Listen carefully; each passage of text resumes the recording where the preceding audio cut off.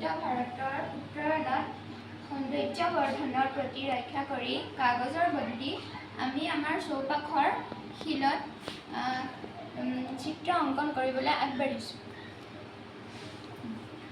আমি প্ৰথমে কেইটামান চাৰিওফালে পোৱা বিভিন্ন শিল আকৃতিৰ শিল সংগ্ৰহ কৰা হ'ল।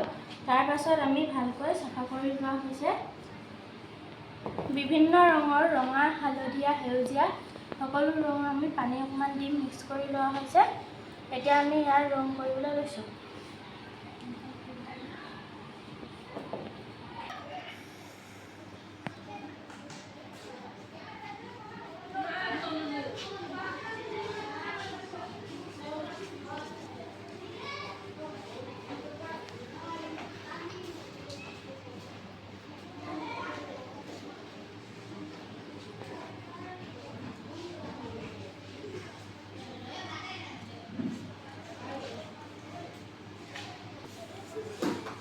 শিল আৰু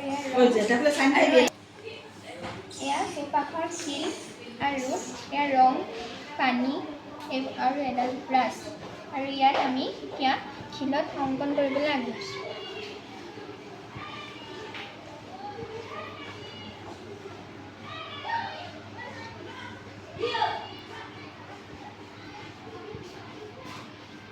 এয়া আমাৰ অঁকা হৈ গ'ল।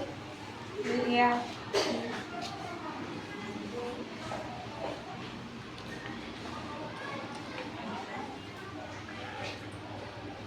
শিলত চিত্ৰ অংকন কৰি আমি বিভিন্ন কাগজ পত্ৰ উৰি নাযাবৰ বাবে অফিচতো এইটো শিল এনেকৈ থৈ পানি ইয়াত ব্যৱহাৰ কৰিব পাৰি, আৰু আমাৰ বিভিন্ন ড্ৰয়িং ৰুমত এয়া সজাই থ'ব পাৰি।